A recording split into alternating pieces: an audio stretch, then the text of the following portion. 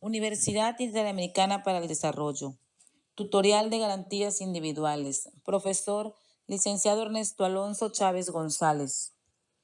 La división de poderes. La división de poderes es una ordenación y distribución de las funciones del Estado, la cual la titularidad de cada una de ellas es confiada a un organismo distinto.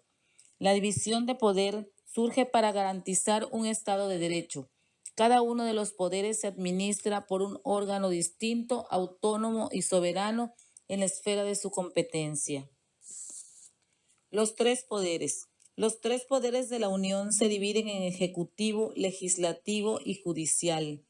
El ejecutivo se deposita en el presidente de la República, el legislativo en un Congreso de la Unión constituido por senadores y diputados.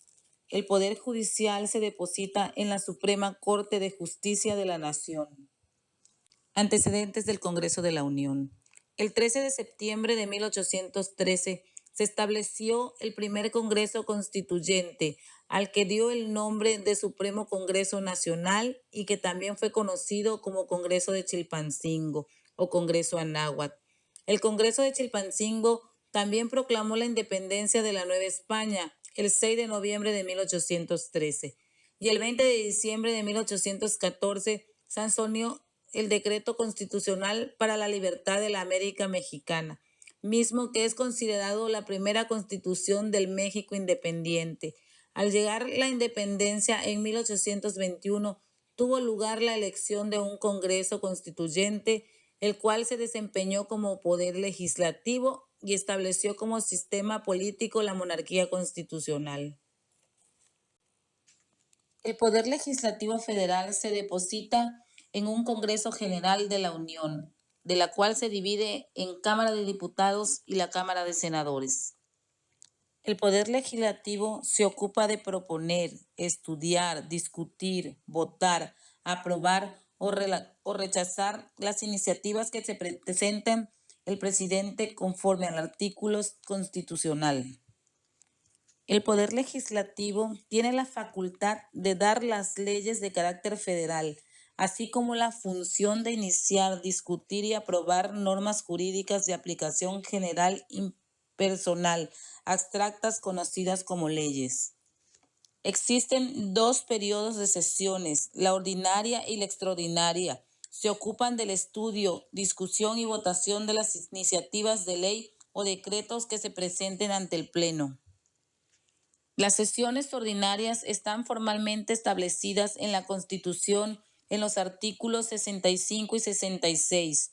El primer periodo deberán reunirse a partir del 1 de septiembre de cada año a las 17 horas y la segunda a partir del 1 de febrero a las 11 horas. Las sesiones extraordinarias se desarrollan en fechas no establecidas durante los recesos del Congreso. Son convocadas por una comisión permanente y solo se tratarán asuntos que la comisión permanente acuerde. La comisión permanente se encarga de las tareas correspondientes a la Cámara de Diputados y Senadores cuando están en receso. Están compuestas por 19 diputados y 18 senadores, ambos nombrados por sus respectivas cámaras. Poder Ejecutivo Federal. La función administrativa del Estado deriva de su investidura de la misma fuente que la integración social y humana del Congreso, es decir, de la voluntad del pueblo.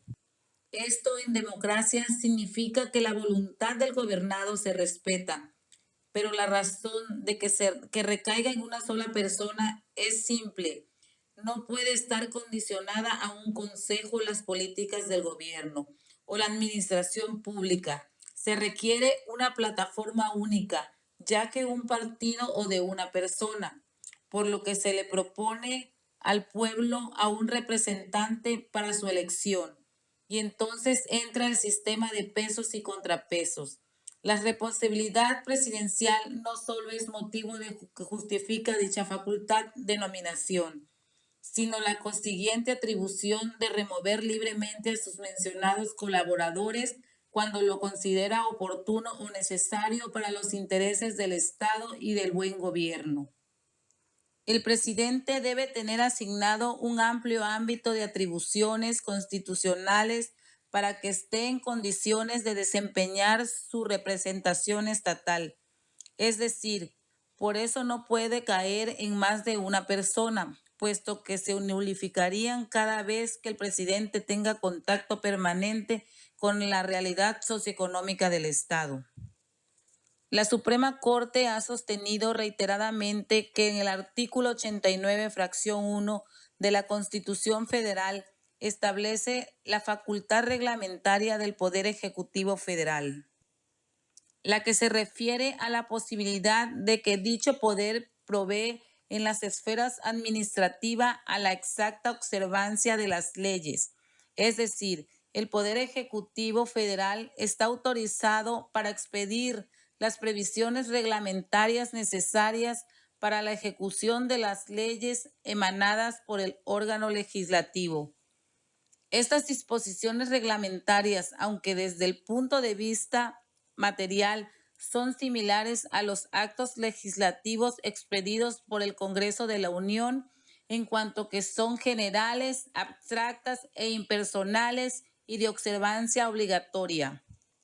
Se distinguen de las mismas básicamente por dos razones. La primera, porque provienen de un órgano distinto e independiente del Poder Legislativo, como es el Poder Ejecutivo. La segunda, porque son por definición constitucional normas subordinadas a las disposiciones legales que reglamentan y no son leyes, sino actos administrativos generales cuyos alcances se encuentran acotados por la misma. El Poder Judicial. El Poder Judicial es el encargado de mantener el cumplimiento de las leyes mediante órganos de competencia. Estos se ejercen por la Suprema Corte de Justicia de la Nación, el Tribunal Electoral, los tribunales colegiados y de circuitos, los tribunales unitarios, los juzgados de distritos y los consejos de la Judicatura Federal. El Poder Judicial tiene facultades que no tienen ninguno de los otros poderes, como el de la interpretación constitucional, por lo que se encarga de mantener el cumplimiento, también aplica normas jurídicas y dicta sentencia. Estas atribuciones son cumplidas por jueces y magistrados. El Poder Judicial de la Federación tiene órganos jurisdiccionales formados por el Tribunal Electoral y el Consejo de la Judicatura Federal y el Tribunal de Justicia Fiscal y Administrativa.